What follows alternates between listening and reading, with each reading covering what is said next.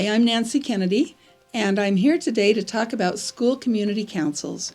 I'm a member of the Box Elder Board of Education, and I am currently the chairman of the Trust Lands Advisory Committee here for the Utah State Board of Education. We're going to talk about some of the roles and responsibilities you have as members of the School Community Council, and I think this is a tremendous opportunity. I served on the very first school community council of Box Elder High School. We got like $3,000 and we bought 2 computers.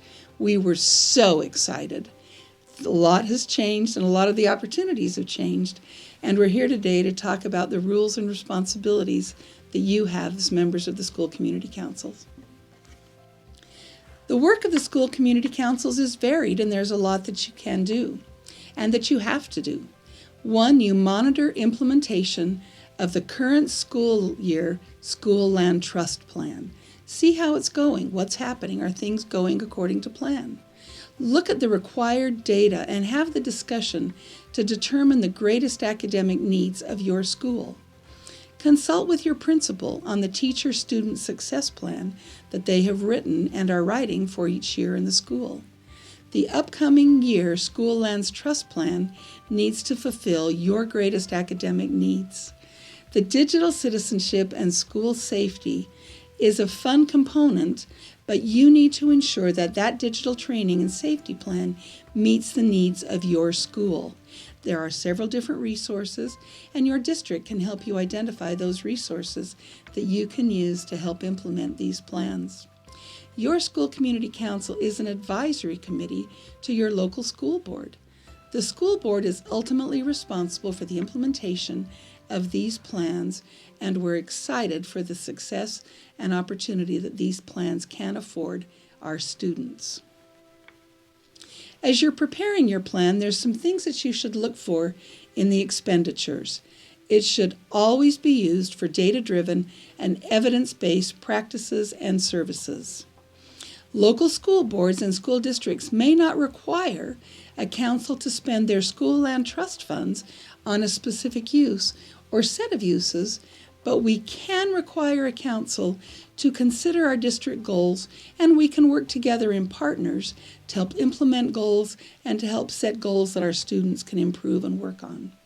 Your council may not spend more than $7,000 on civic and character education or digital citizenship training. If you include behavior interventions, those must also be part of a measurable academic goal. On the school website, there are things that must be listed. I love looking at the school websites that we have in our district. They're all different, they're all fun, and they reflect the personality of the principal and of the teachers there.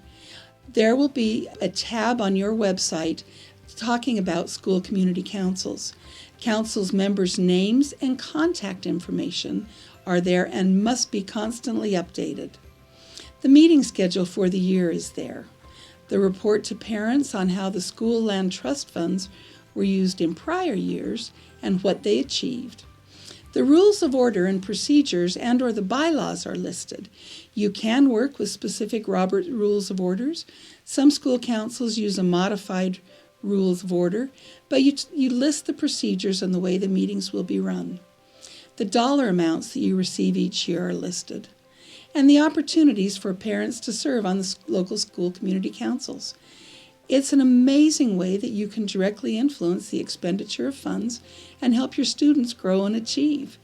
And as you talk to your neighbors and friends about these opportunities, encourage them to run for the office and be involved with this and part of the program. And finally, the teacher and student success plan is also part of that school website. On the website, 1 week prior to your meeting, you have to comply with the state open meeting laws. All of us do. If you're an elected official in the state and holding meetings with local money or state money, all of this has to be listed, but they're easy to do. It's a notice of the meeting time, place, and date of the meeting agenda, and then the draft minutes from the previous meeting. You must keep the approved minutes for 3 years. Current year minutes are required to be on the school website. Some of the suggested best practices that we work with are always to begin your plan with a data discussion.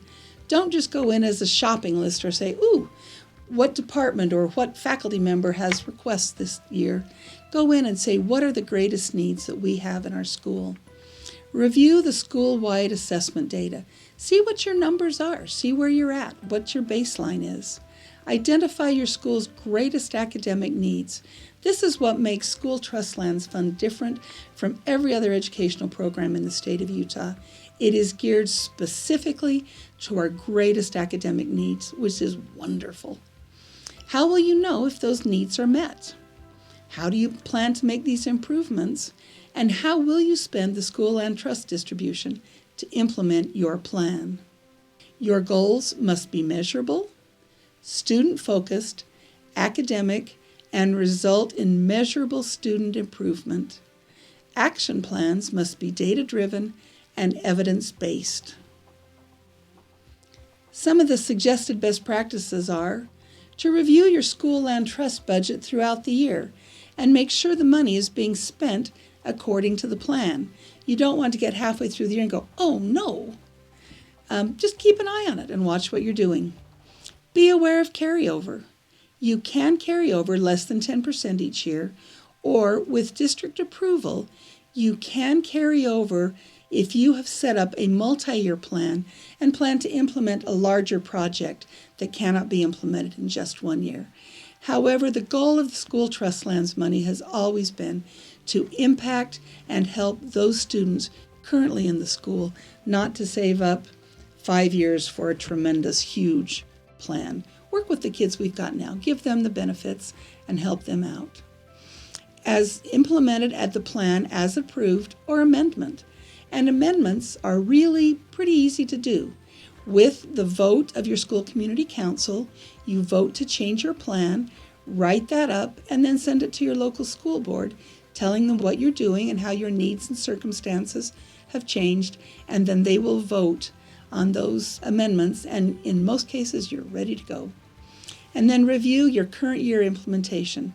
Don't just focus on next year's plan. See if you're using the money and using the activities the way they were intended to be used. If you have any questions at all, please contact the people at the Utah State Board of Education School Children's Trust Section. They are wonderful people with lots of information and knowledge, and they will help get you through any situation that you find yourself in.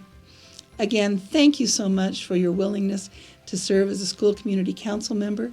We appreciate the time, the dedication, and the motivation you have to help the students of Utah grow and improve, and we wish you all the best of luck. Thank you very much.